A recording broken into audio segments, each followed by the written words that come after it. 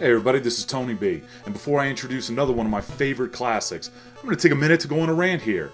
You know what? I think games where you regenerate life are stupid. I think they're too easy, and I think they're a joke. Because of the success of games like World of Warcraft and Halo, many developers out there are doing whatever they can to make their games as easy and accessible as possible. Look, I played World of Warcraft, I did, everybody did, but it was the same thing over and over. It was tedious.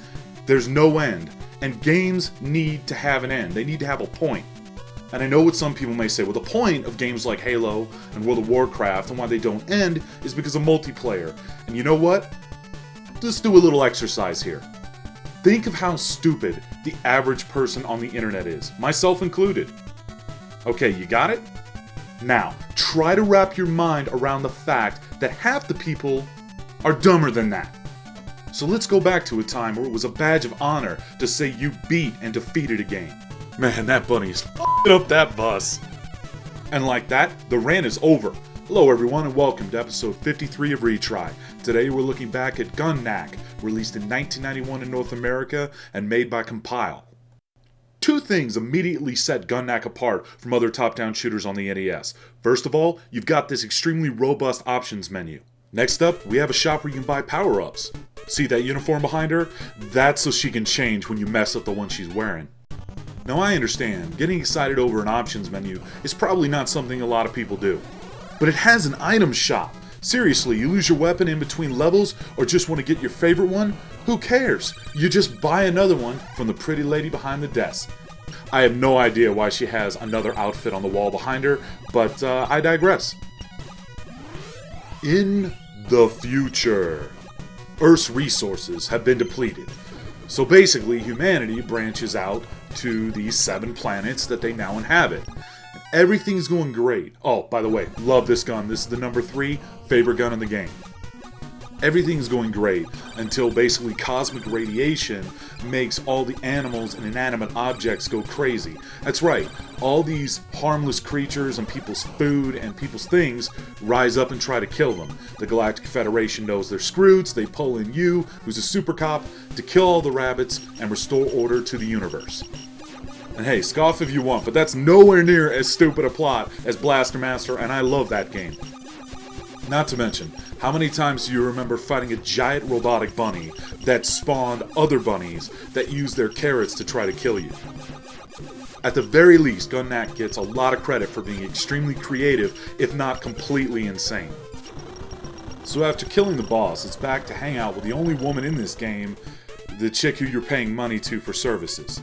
Honey, offering up the drop bomb for $4? You're giving yourself up cheap. You know what's funny when you think about the plot of this game? It's really the end of times. Everyone's inanimate objects and pets and cute little bunnies are trying to kill you and every other member of humanity. And that bitch at the item shop still has the gall to fucking charge you for upgrades. I mean, seriously, aren't you saving her too? Oh man, I tell you, the first thing I do after buying my upgrades is bomb the crap out of her shop. That'd wipe that smile off her face. Outside of the plot, you've got your standard top-down shooter. Throughout the game, there are 5 power-ups you can collect, and many of them you've already seen. The number 1 gun is the blaster. It's a standard multi-directional shot. The number 2 gun is the screen buster, and it's the most powerful. The number 3 gun you see me using right now, it's called the search driver. It's a homing bomb, and it makes it so much easier to be able to shoot enemies that are coming at you from both sides. The number 4 gun is my least favorite. It is Dragon Napalm, and it's basically like a laser shot. It's a single, long, powerful shot, but the range is very weak if you overuse it. Then the final gun, the number 5, is the wide beam, and it is kind of like a spread shot, but truthfully, I don't think it's as good as the search driver. Throughout this review, you've had a chance to see all the guns in action, but the truth is, I only get them by accident. I always want the number 3 gun. Your spaceship's secondary attack is the ability to drop bombs, which you see here. This is actually the Blizzard Bomb. Word to your moms, I came to drop bombs. I got more rhymes than the Bible's got psalms. That's right kids, a House of Pain reference. That just happened. There are 4 different types of bombs to collect throughout the game. Those are those letters, the F, B, T, and W letters that you see me pick up throughout this demo. The main disadvantage to using the bombs is for some reason when you fire them, it returns you back to the default normal attack rather than any special weapon that you got. Fortunately, it doesn't stay that way. As soon as the bomb's effect is done, you return to your normal weapon that you had before firing the bomb. The company that made Gun-Knack, Compile, actually had considerable success in Japan, although not so much here in the States. Gun-Knack is probably their most well-known NES game. But that's okay. With Gun-Knack, you get the whole package. The music, with the exception of the inventory screen lady, is all outstanding. My only real knock on this game was that the intro movie and part of the ending was removed when it was localized for North America. And that's too bad, because when I saw that bunny ripping that bus in half and people running away in terror, I laughed my ass off. Go on, boss, chop his head off. Right, silly little bleeder. One rabbit stew coming right up. Look! Jesus Christ! I warned you. So if you've stayed with me in the review this long, you might be wondering, what the hell was that minute-long rant at the beginning of this review actually about? And I'll tell you. The best part of Gun-Knack is the difficulty. It actually starts easy, lets you learn the game, and then over the period of its 8 levels, gradually increases the difficulty. This is disturbing, but who doesn't love wet cats?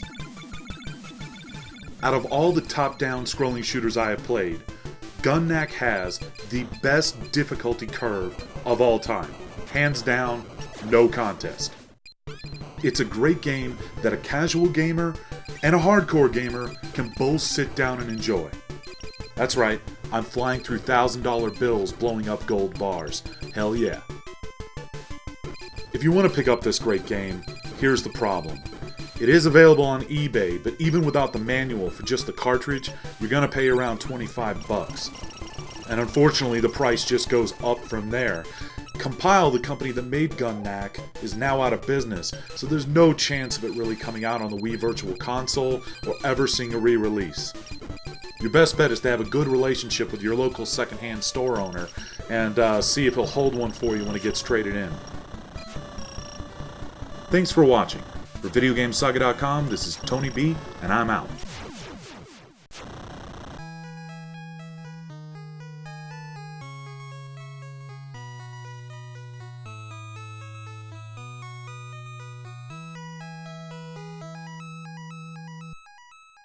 Retry?